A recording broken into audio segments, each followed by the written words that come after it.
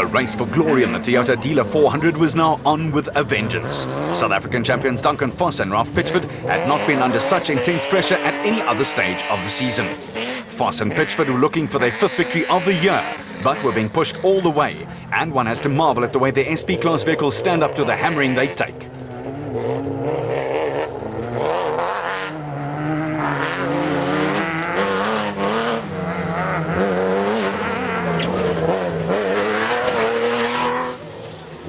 Chasing after Vos and Pitchford were Anthony Taylor and Robin Houghton, who were going to throw everything they could at the Nissan.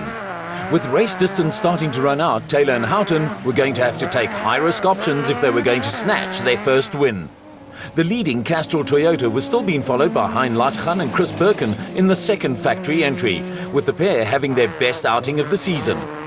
Ivar Tollefsen and Quinn Evans had made up a couple of places since the DSP and were now running ahead of teammates Hannes Grobler and Jean Moore.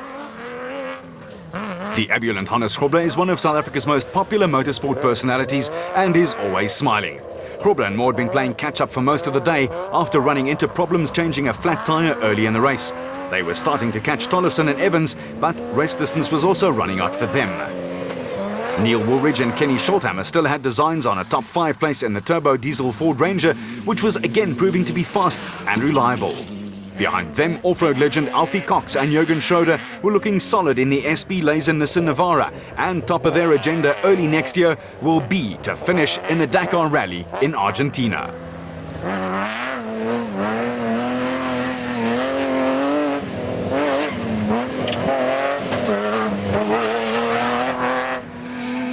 After their big accident at Sun City, the Chris Visser-Jaapie Badenhorst combination was concentrating on nothing more than securing a good finish in the RFS Toyota Hilux. More than just a good finish was in the offing for Nardis Alberts and Jeff Minott, who were still leading the special vehicle category in the Rapsabat. The veterans had a comfortable lead and, barring accidents, had a win in the bag.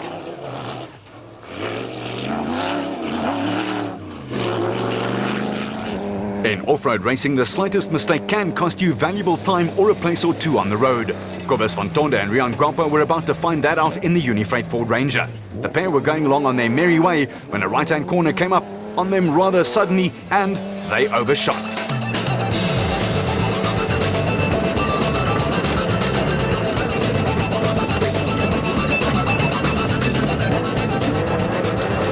A little detour was necessary, and the pair caught up in their own dust. While Fantonda and Guelpo were waiting to regain their bearings, the Micron XL Toyota Hilux of Hugo and Jaap de Bruin nipped ahead of the fraud.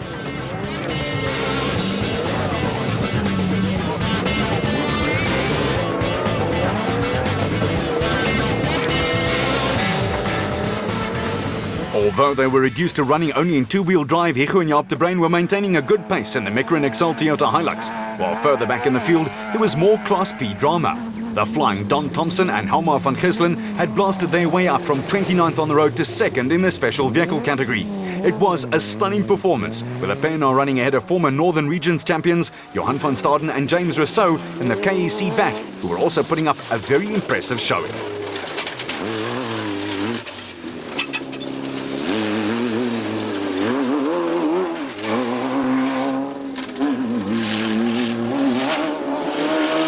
Reigning Class P champions Johan and Etienne Besadenhout were now running 4th overall and 3rd in Class P in the Adenko BAT.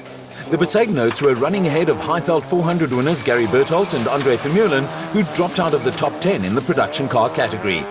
They were being chased by Mike Whitehouse and Matthew Carlson in the Regent Racing BAT, and Christian de Plooy and Henk Janssen van Vieren in the RFS Toyota Hilux, with only seconds separating the cars. Archie Rutherford and Craig Doubtfire had taken the Regent Racing Jimco ahead of the Aceco of Richard Schilling and Mick Oosthuizen in what had been a little cameo performance from the two crews.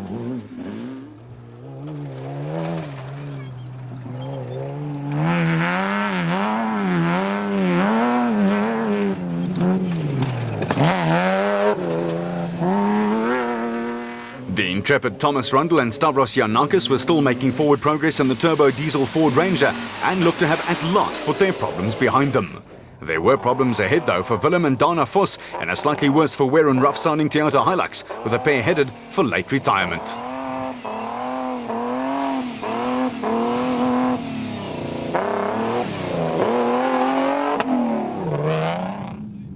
Various niggles throughout the day had contrived to drop Naeem Musaji and standing co-driver Faraz Dudar down the pecking order.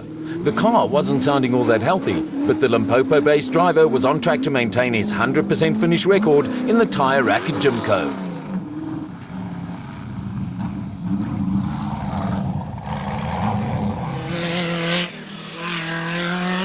In fact, the Jimco was ahead of Class B leaders Derek du Toit and Steve Harris in the Orange Tree Bat, and behind them, a sight to gladden the heart with Mark Corbett and Rudy Balzar scoring their first finish in 15 events in the 4x4 Century Racing CR1.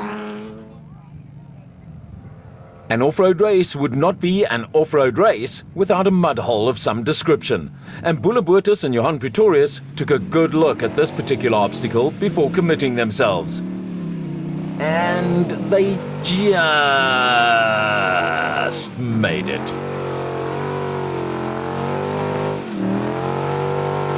It looked and sounded for all the world as if they were in trouble, but the clutch held up.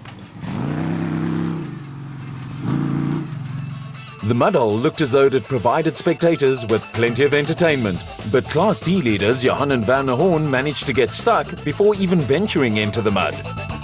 That was something new for amateur photographers to snap. Then along came Class D championship leaders Dewald van Breda and Johan du Toit, and without any hesitation, they too got bogged down. Now the happy snappers were having a field day, and fortunately for the Horns and van Breda and du Toit, a local farmer just happened to be on the spot with a tractor. You know what they say, a boer maak 'n plan. The farmer certainly knew what he was doing, and with no messing about, he soon had the Horn brothers and Van Breda and du Toit ready to tackle the rest of the route. Next to try their luck were Class E leaders Leroy Poulter and Rob Howie in the Ferodo Nissan Hardbody. The result was the same, and farmer and tractor were once more called into action. They may just as well call him Super Farmer. Reigning Class E champions Jannie Visser and Joks Leroux were running about a minute behind Poulter and Howie, with the experienced RFS Toyota crew poised to take the championship lead for the first time this season. Behind the Toyota, former Blue Bull scrum half Kutsiela Beskagni and Johan Gerber were being made to work hard in the Raconics Nissan Hardbody, with the pair running third in Class D.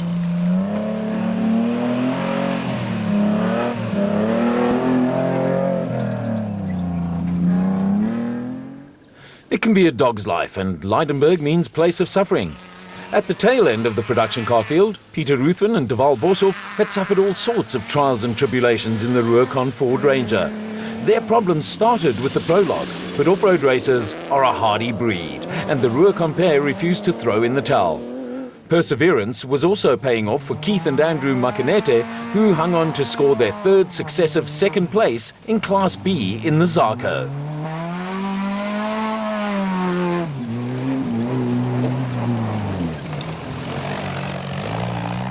There was also a brave performance from John Telford and Jaco Swart in the Kalsamite Zarco Light. They showed plenty of character and hung in there to take third place in Class B, around 2 minutes behind the Makanete brothers.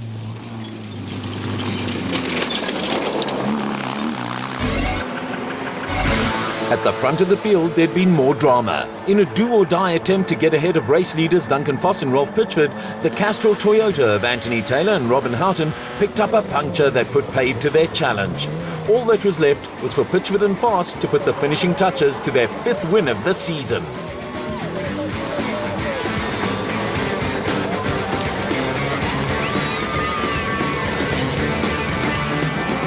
Taylor and Houghton's mishap opened the door for Castrol Toyota teammates Hein Latergan and Chris Birkin to briefly raise hopes of a dramatic Toyota win.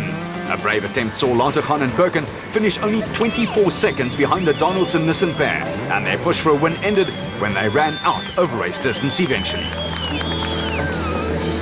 For Duncan Foss and Rolf Pitchford, it was their 5th win of the season and underlined the almost total domination they'd exercised over this year's Production Car Championship. The Foss-Pitchford triumph also saw the Donaldson Nissan Navara team back to winning ways. It was their 6th win in 7 starts. Indeed, to the victors go the spoils, but Foss and Pitchford were made to work for their win in what was the closest race of the season, with 8 cars within 6 minutes of each other.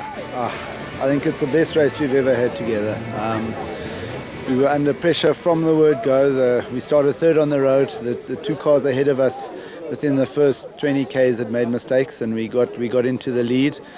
But from the first control point, I don't think there was ever a time where we were more than 20, 30 seconds ahead of the pack behind us. So we had to drive really fast, not make mistakes in the navigation, and not make mistakes in the driving, and try and win the race. And for 6 hours, I don't know how long it took, but I thought it's been the best race we've ever had. The final podium position went to Eva Tollefson and Quinn Evans in a second Donaldson Nissan Navara. But for Hein Lategan in his rookie year in off-road racing, second place in the Castrol Toyota team was his best result of the season. Yeah, we had a very good run. I mean, we started 9th this morning, had a lot of dust. Luckily we got past a lot of guys, so we were third after the first DSP. But then into the last lap I was about 2.5 minutes behind the guys and got right up to them. It was a good result. There was also more encouragement for Ford, with Neil Woolridge and Kenny Scholthammer finishing only 4 minutes behind the winners in 6th place. Overall, it's been a nice race because everyone's actually really raced each other, which we haven't had for a long time. So I think the top 6 cars or whatever, 7 cars, you can put a blanket over them. They're so close. So that's really exciting and nice, and that's what the whole SP class is about. And to have a diesel amongst all the petrols is fantastic. All the top 10 finishers came from the SP class, with just over 5 minutes separating the top 8 cars in what had been a memorable race in more ways than one. Victory for Foss and Pitchford cemented their position at the top of the points table, with Eva Tollefson and Quinn Evans back in 2nd place.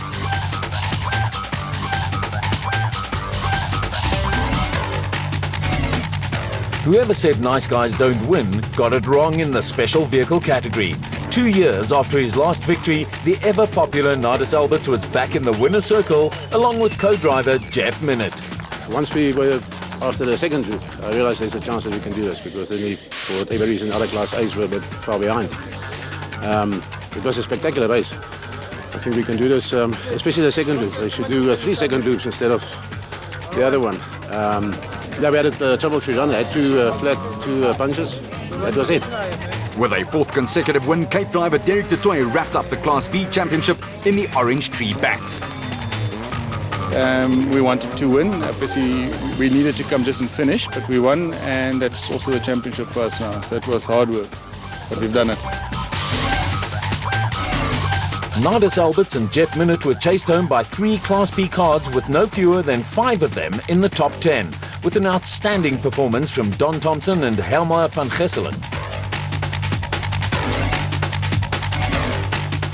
Going into the final event next month, there's an interesting situation in the race for the minor placings, with the Class B title still to be settled.